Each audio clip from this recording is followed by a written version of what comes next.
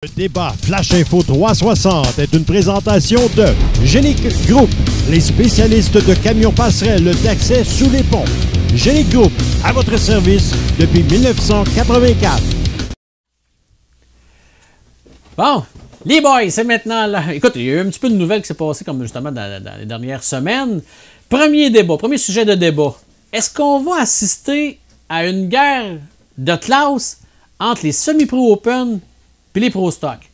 Parce que là, on le sait, c'est ainsi, si on parle des semi-pro open, on parle de tout près de 75 voitures qui peuvent sillonner les circuits, pas toutes le même soir, mais dans tout l'été.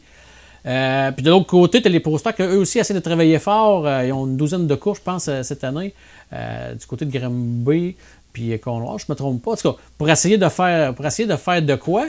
Là, c'est comme deux générations de la même génération qui s'affrontent, mais là, est-ce que les pro stock, il peut y en avoir qui vont s'en aller en semi-pro open, revenir comme dans le bon vieux temps, ou le contraire? Est-ce qu'il va y avoir une guerre présentement là, entre ces deux classes-là?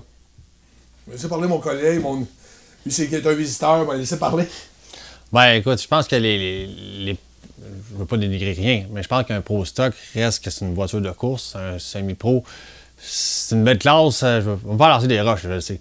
Mais c'est une belle classe, pour faire des pour faire des enduros. Là. Si tu veux courser pour vrai, ben, tu prends une voiture de course, c'est un pro stock. Si tu veux faire des enduros, c'est un semi-pro. Ça, c'est moi. Mais bon. Éric, toi?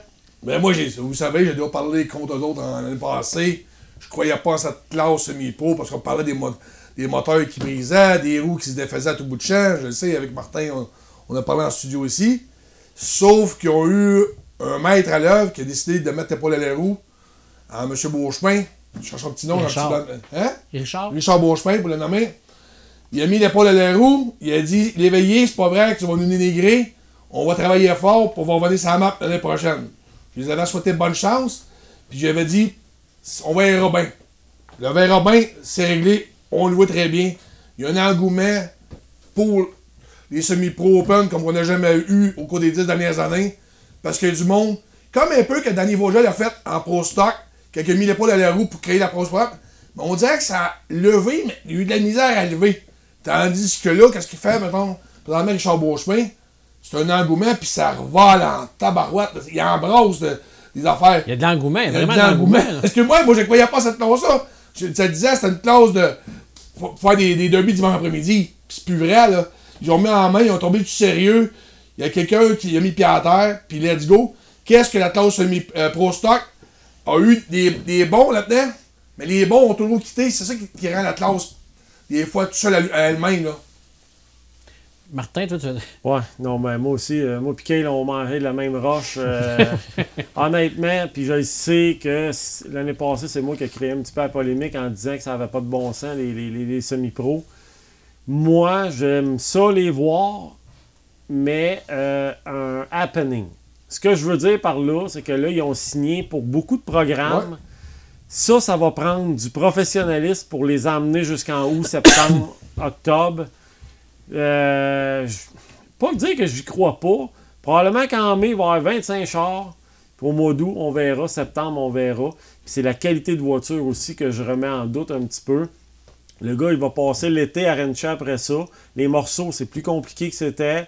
C'est plus rare. On dit ça, mais il y en a beaucoup de voitures présentement. Là. Oui, mais la qualité de la voiture que je parle. Mais les gars, il y en a beaucoup. Ben, il y en a beaucoup. Il y en a une couple que c'est professionnel quand même là-dedans. Oui, mais c'est ça. Mais c'est pas les 75, comme Éric disait, qui vont être ça coche, là. Et puis tu sais, moi, je suis nostalgique de ça. J'ai trippé là-dessus au bout, là.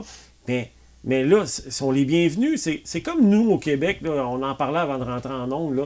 Tu sais, on n'est pas des sprints. Au Québec, c'est pas ancré en nous. C'est un happening. C'est un happening. On les voit 3-4 fois dans l'été, on capote toute la gang. Regarde, quand on est allé à Cornwall, moi plutôt Éric, à la fin de l'année, on a capoté ces semi-pros bien raides. Ouais, ils ont donné le spectacle la veillée. C'était incroyable. J'étais content d'y voir. Mais est-ce que je peux douter du fait d'y voir 12 samedis en ligne à Drummond? C'est ça que je me pose comme question. À vous de me répondre avec des performances incroyables. Mais moi, c'est mon opinion. Mais est-ce qu'ils sont présentés là? Tu sais, là, comme je dis, il y a eu Tu sais, les classes comme Pro Stock, ça fait 10-12 ans qu'on croit en leurs produits, puis on rêve d'avoir un carcon de 20-25 chars, ça serait noté le but. Est-ce qu'ils l'ont atteint? Oui, très rarement. La clause dans le semi-pro open, c'est pas le nombre de voitures qui cause le problème. C'est les éternités, c'est l'assidument au pilote. Tu sais, avoir une veste, un saut. Dans mon temps, quand j'ai travaillé à Saint-Guillaume puis j'ai travaillé à Saint-Marcel, c'était l'enfer. J'ai géré ça. Ramener ça professionnel. Ramener ça professionnel. Ouais, là, il y a un... Mais tantôt, tu as dit quelque chose, Éric, de super important, puis je pense que c'est ça. Ouais. Puis, ça prend un leader. Un leader qui de dit classe. là, les gars, vous plantez. L'année passée, Ouais. là, au Petit Stop Bar, on avait reçu Pascal Payeur avec Gabriel Cahouette et Marc Lalonde. Ouais. Puis on posait la question, parce que Danny Vogel n'était plus là pour s'occuper de la classe, qui prend le flambeau? Puis personne dans ces trois-là, pas qu'ils voulaient pas, mais ils disaient que c'était pas leur force de faire ça. C'est pas donné à tout le monde. Puis c'est pas donné à tout le monde. Puis c'est ça qui manque au Pro Stock, un vrai bon leader, un peu comme... c'est ça qu'il fait présentement en semi-pro open, là, Richard Beauchemin. C'est un leader. La classe, elle remonte solide. C'est un leader, puis capable d'amener du professionnalisme. Qu'est-ce que moi-même, que je travaillais là dans Saint-Guillaume où j'avais pas. Puis là, en plus, qu'est-ce qui me présente encore plus? Du Bussière, Lucier, toute la gang-là, exige des certains points aux ces gars-là, puis ils l'amènent. Ça prend une sauce, ça prend des snells, ça prend ci, ça prend ça. Ils s'équipent. Avant ça, tu dis au gars, hey, ça te prend un casque. Ouais, mais là, j'investirais pas 200$ pour un casque, mais il avait investi 10 000 pour son moteur qui tirait pour rien. Puis aussi, mais les pistes de course, à quelque part, jouent un peu leur crédibilité aussi de présenter ce show-là. Fait que eux, ce qu'ils veulent, c'est de garder ça serré pour dire, regarde, on donne un spectacle, que ce soit bon, puis il faut que les gens reviennent la semaine prochaine dans notre Avant la médaille, on parle bien, tu sais, on n'est pas là pour dégriller, on parle d'un choix pro stock, semi-pro. Moi, je me souviens très bien, entendu au après-midi, on faisait ça le dimanche soir, puis les semi-pro open amènent un type de gens que tu ne vois pas jamais. Ce qui est bon pour les promoteurs. Il n'y a pas quelqu'un Robideau un samedi soir, parce que l'autre, c'est le type de voiture, il ne l'intéresse pas. Mais ouais, une Chevelle, là, il veut pas embarquer avec un moteur, puis si les caméras, ça les fait triper. Hey, quand on passait nos dimanches à Saint-Guillaume, la dernière année que ça a eu lieu à toutes les semaines, là, le monde des estrades capotait ces semi-pros. C'était vraiment la classe de Saint-Guillaume. Là. Comme dirait un ancien collaborateur ici à 360, André Fortin, il dit « Mets ce que tu veux dans ton char, prends ce que tu veux, n'importe quoi, on baisse le verre, that's all, tantôt, puis c'est le premier qui arrive au bout. » C'est ça. Mais cet été-là, autant que ça faisait triper le monde, il n'a à peu près jamais fini une finale parce qu'il donnait le jaune et quadrillé au bout de 45 minutes. C'est juste ça qu'on veut pas. On veut que ça soit hot comme c'était à Conloir à la fin de l'année. Puis faites-nous ça 15 programmes en ligne, puis je vais faire mon meilleur coup de pas. Un semi-pro avec une suspension Cobra, ça marcherait. Ouais, c'est ça. Peut-être. Du développé, Peut-être. Qu'est-ce que t'en penses? Hey, deuxième sujet de débat. Au Québec, présentement au Québec, la Short Track Super Series va-t-elle devenir plus populaire que la série Gros Bloc Dirt Car? Certain que oui. Certain que oui. C'est simple parce que la série, d'un, est plus accessible. Je pense que certaines façons de parler. Les bas sont intéressantes. La série, tu peux aller quand même relativement proche. Puis je pense qu'ils vont en avoir de plus en plus proches aussi.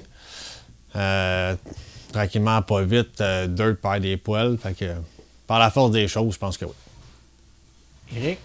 Mais moi, quand il me dirait le contraire, d'après moi, 17-5 ans, Dirt Car ne sera plus dans l'est de New York puis au Québec non plus. Ouais. Toutes les pistes comme Fonda, toute la région d'ici proche, le Libanon, il va tout avoir encore quelques pistes tenues là, par Dirt Car. Mais la majorité des pistes qu'on voyait, il n'y a pas si longtemps, Dirt Car va tout devenir. NASCAR va faire le ménage à cause, il vient de le dire, de l'argent, des bourses, puis l'attrait. Ça me fait l'effet que ça va être ça. Il va rester un petit consensus qui tienne vraiment à Dirt Car. Ils ont des affinités avec la gang en haut. Mais le reste, là, quand j'entends parler, moi je te donne d'ici 2 ans, 3 ans, le Canada, probablement que le Canada complet ne sera plus. Dans l'Est, dans ce coin ici, ça ne sera plus NASCAR. Ça va être NASCAR et non Dirt Car. Écoute, le village gaulois de Drummondville qui résiste en ce moment un petit peu à la vague, il y a 2 genoux dans Grenoble. ça achève. Bizarre, ça. Ça achève. Puis comme Eric il dit, Central New York, ça va être terminé d'après moi. Dirt Car va s'occuper de ces World of Outlaw. Puis il va vivre que de ces World of Outlaw. Puis les modifiés vont s'en aller avec d'autres choses. Puis je pense que c'est une bonne affaire. Honnêtement, on a tellement chialé depuis 10 ans à peu près sur Dirt Car que je peux pas croire qu'on dirait le contraire à soir. Là. Parce que, Fait que c'est une bonne affaire. C'est une bonne affaire. Puis oui, c'est fini. on est un expert côté de nous autres, là, il y a des pièces, ça. Kyle, le pourcentage de modifiés, on parle de tasses modifiées, pendant qui sont juste dans l'Est, tu sais là, versus les qui sont dans l'Est des États-Unis, l'État de New York et nous autres, versus les modifiés qui sont ailleurs, c'est quoi le pourcentage? En fait, la grande majorité des modifiés sont dans l'État de New York, à l'entour de Syracuse. Là, tu fais un grand cercle, c'est là. Mais encore là, les modifiés comme nous, on a, c'est un infime pourcentage quand tu compares au nombre de late puis de IMCA, les autres modèles de UMP. Autrement dit, Dirt, dans l'avenir, vont abandonner tout ce qui est modifié puis vont se concentrer juste sur ces... Les sur late, ces plus gros nananes, dans le fond. Ouais, je pense que ça vaut même plus la peine. Pour la petite gang qu'on est, là, on s'arrange bien de toute façon. Puis je pense que justement, ils ont mieux à faire que s'occuper de. Je pense qu'on vit une nostalgie un petit peu avec Dirt Car, des bonnes années, tout ça, mais je pense que c'est terminé. Mais explique-moi d'abord, Kyle, l'engouement, on parle de nostalgie, mais l'engouement, on n'a jamais eu aussi l'engouement pour faire la grosse série, présentement. Tu sais, on regarde juste à Valuosia, là, t'as comment de coureurs québécois qui sont là, versus ce qu'il y avait il y a quelques années à peine. Puis comment de coureurs qui, on parle de. On se voit Mathieu Desjardins, de C. Bernard qui vont faire la série. On n'a jamais eu autant d'engouement pour faire la série Dirt Gros Bloc. Mais c'est ça que c'était un peu ça. C'est pour ça que je posais la question. C'est contradictoire un peu parce que en fait, on dirait que le prestige reste dans la série Dirt Car pareil. Le prestige est là parce que c'est la série Gros Bloc. Tu sais, tu fais le tour. Quand on a commencé, là, il y avait la série 358 qu'on suivait, puis c'était un peu la même. La série 358, c'est mort. C'est mort. Et on séparait ça en régions, puis là, tranquillement, pas vite, il n'y a plus rien. La série Gros Bloc, si tu veux suivre une série, si tu as le moyen de le faire, je vois pas d'autres options. Tranquillement, il y a la Super Short Track Series qui va prendre quand même pas mal de joueurs à moyen terme. Mais cette année, là, un projet réalisable, là, si tu as les moyens, tu t'achètes un Gros Bloc, puis tu fais le tour. C'est ça. Fais-les pendant que c'est disponible. C'est ça. On parle de modifier, puis tu me diras le contraire, Kyle, si je me trompe. Kyle, la série des hauts, principalement des hauts, s'est approprié d'un territoire qui n'était pas nécessairement dirt. Parce qu'en Pennsylvanie, à de quelques années, les pistes comme Big Diamond, comme Grandview, Toscana, c'était pas nécessairement des pistes dirt. C'était des pistes qui avaient leur propre règlement local. Moi, je suis là, moi, Grandview, c'était des moteurs, des petits blocs à l'alcool. Puis, tu sais, là, il y avait tous des règlements maison. C'était pas des tracks nécessairement au début, le départ de la série Bud-Dio. Oh, mais lui, il a fait une poutine avec ça. Tu sais, il était pas vraiment. C'était pas attaché à Dirt Car directement, c'était des séries maison Homer. Puis c'est là que NASCAR s'est approprié tranquillement ces tracks-là pour se tasser tranquillement vers l'est, vers l'État de New York. Si tu me trompes-tu ou c'est ça? Oui, ça ressemble pas mal à ça. En fait, en effet, à Pennsylvanie, ils ont tout le temps été. Je pense pas qu'il y a une grande piste qui était dirt dans ce coin-là, de toute façon. New Egypt et compagnie. Ça a des side paddles, puis les American Racer. Puis ouais, bon, American Eagle aussi, il y a eu des Eagles à ce moment-là. Ah ouais, bon. Bref, c'était les mêmes chars, mais une autre série. Puis bon, ils se sont bien débrouillés. La preuve, c'est que c'est encore là. Ben, ça fait un lien en même temps aussi avec l'autre sujet pour le débat. NASCAR contre Dirt, présentement. Hozier contre American Racer. Est-ce que ça sera pour tout le monde une adaptation ou une division?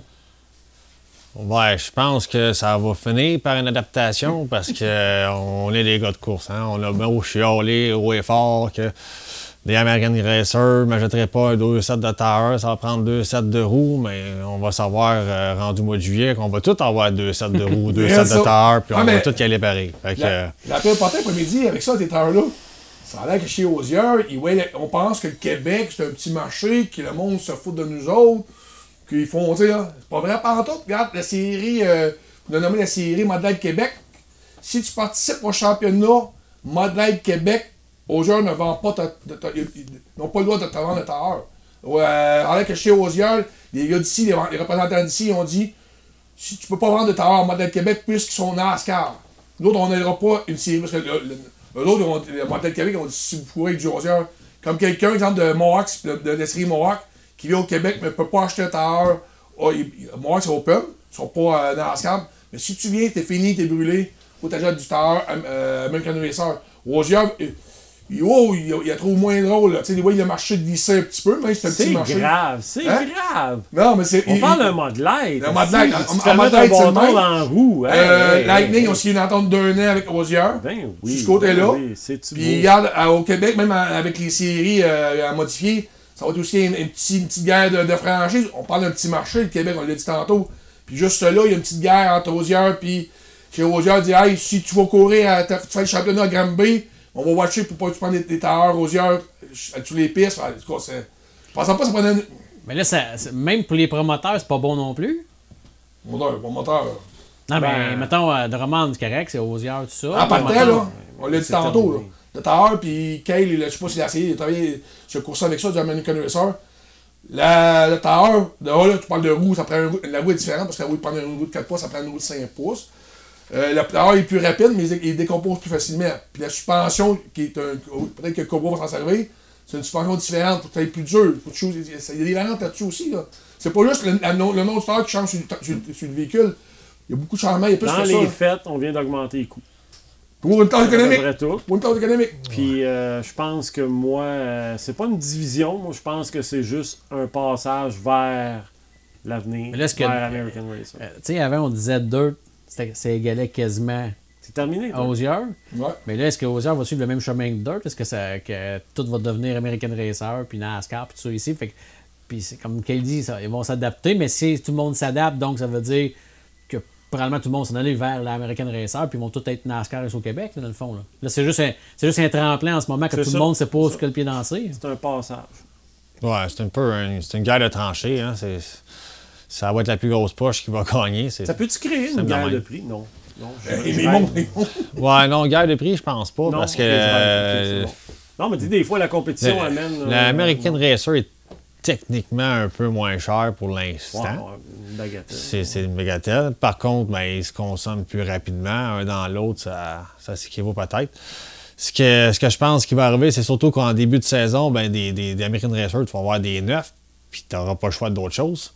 Puis tranquillement, avec la saison qui avance, les Hughes vont se mettre à apparaître. Puis là, les gars de Sportsman qui ont moins de budget, ou même les gars de 358 qui ont moins de budget, vont être capables de ramasser du Tire Hughes à bon pas cher. Puis... Mais là, s'il est moins bon longtemps, est-ce que le Hughes il devient encore moins bon? Il devient encore moins bon, évidemment, mais au moins, tranquillement, tu t'en vas vers ça. Là, ça prend pas juste 4 towers pour aller aux courses. Non, c'est ça, exact. Juste pour faire le stagger en arrière, ça en prend. Ça prend au moins un 3-4 towers à gauche, puis au moins un spare de tous les autres côtés. Fait que, les gars me parlaient aujourd'hui, puis au cours de la dernière semaine, que c'est un investissement avec les roues, là. C'est une affaire de 7 à 8 000 juste à avoir les deux setups différents.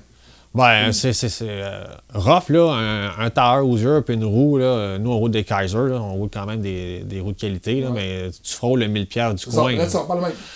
Fait que c'est pas long. Ça va vite. Fait que si t'as besoin d'avoir au moins 12 towers de plus, c'est 12 000 de budget qui est revolé. C'est pas rien. C'est quand même réservé pour 5 000, Ça va être intéressant à suivre. Hey, dernier sujet de débat pour la soirée. Steve Bernard, le cowboy, qui est de retour, de son opération et tout, il est prêt à reprendre le flambeau. Justement, il va être à Volusia, puis il va suivre la série de quart. Vu que Steve Bernard est de retour cette saison, le fait d'avoir manqué une saison complète, il va-t-il en arracher ou il peut venir botter les fesses à Bernier Hébert? Puis je pourrais dire Robidou si Robidou revient non, aussi. mais là, on l'a-tu, l'exemple parfait pour nous répondre? On l'a, le gars là, qui a manqué un petit peu. Oui. Là. OK, on commence avec toi, ouais. Ouais, écoute, je pense que un peu comme moi d'ailleurs, ça va prendre une couple de courses, se remettre dans le bassin. Ça évolue tellement vite comme sport que on ne peut pas prétendre arriver le premier soir puis aller laper Hébert qui est en forme exemplaire depuis les dernières années. Mais tôt ou tard, il était au top quand il a lâché. Donc, je ne suis pas inquiète pour lui qu'il va revenir où ce qu'il était assez rapidement. Mais j'y donne quand même quelques semaines pour s'adapter. Ça prend du seed time. Exactement. Il n'y a pas de miracle. Il va être en Floride, donc il va avoir déjà une coupe de tours de fête déjà là. Mais ça va revenir assez vite. Puis je pense que la compétition va être quand même relevée. Puis tant mieux, quand cette année, c'était pas toujours captivant à regarder. On s'entend qu'il y en avait 3-4 qui avaient une chance de gagner. Là. On fait du bien à Granby aussi. Là. Mais vous dites ça qu'il ne coursera pas. Comment ça, il ne coursera pas?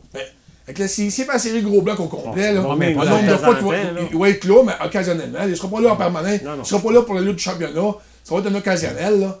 Puis il a bien dit qu'il là, lui, on s'entend, il se concentre sur le championnat, sur les séries gros blocs. Puis ici, ça va être occasionnel, là, au bon temps malin. Que oui, les fois qu'on va le voir, ça va être parfait, ça sera merveilleux. Mais on ne le verra pas. Moi, j'aurais aimé ça voir un C. Bernard, comme qu'il dit, ça ferait du bien. Dans un championnat avec les Bernier et les Hébert, mais ça sera les Bernier et les Hébert, c'est ça, mais ça sera pour ça va être occasionnel. Puis je souhaite quand t'es occasionnel, le système handicap, je sais pas comment il s'appelle, tu pars toujours dernier dans ton I. Tu pars, tu as des positions, faut que tu travailles pas mal plus fort que ceux qui sont dans le championnat régulier pour passer à l'avant. Inquiète-toi pas, mon Eric, 1200 wins, il va être là en tabarouette le samedi. 1200 wins? Non, c'est une farce. 1200 wins. Mais je pense que c'est comme n'importe quoi. Quand ils disent faire du vélo, ça se perd pas. Fait que, comme Kyle dit aussi, ça va prendre un certain temps à s'adapter. Mais comme Kyle a dit, ça va vite, par exemple. Les jeunes poussent, Comment tu trouves sont ça? performants. Ouais, c'est Comment ça. tu trouves ça en ce moment? Mettons, tu te rassirais là-dedans, ça va-tu plus vite que le 5 ans? Comment tu trouves ça? Bon, les plus tôt que j'ai faites sont en Sportsman, les dernières années. Là, OK. Mais mettons avec ton œil d'observateur en ce moment. Ben, c'est surtout que la game a changé quand que les short rods sont arrivés avec les coils. Ça a changé le style de conduite. Fait qu'il faut réadapter à ça. Mais sinon, écoute, la gang en tant que telle, en 358 du moins, est pas mal semblable. Puis du côté du Sportsman, là, les jeunes poussent, ils poussent fort.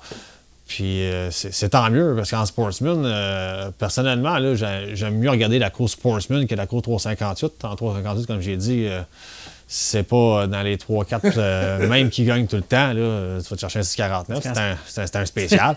mais en Sportsman, celui qui est venu 15e la semaine d'avant a des chances d'avoir gagné la semaine suivante. Ouais. Puis on a vu un paquet de jeunes gagner cette année. Le jeune Gamache qui a eu sa première victoire. Il en a plein, 13 ans. Je veux dire, c'est quand même exceptionnel. En ce moment, tu as un gros top 12. Puis même, on parle de Samuel Charlet qui sort de là, mais ça va faire du bien parce qu'il était cherché beaucoup de victoires l'année passée.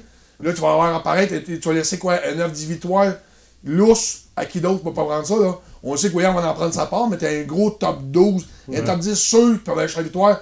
Comme tu dis, quand il a modifié, tu as un top 3. Un top 3, top 4. Oui, c'est ça. Il va y avoir un peu plus de compétition, je pense, cette année quand même, là, avec le retour de Bernard.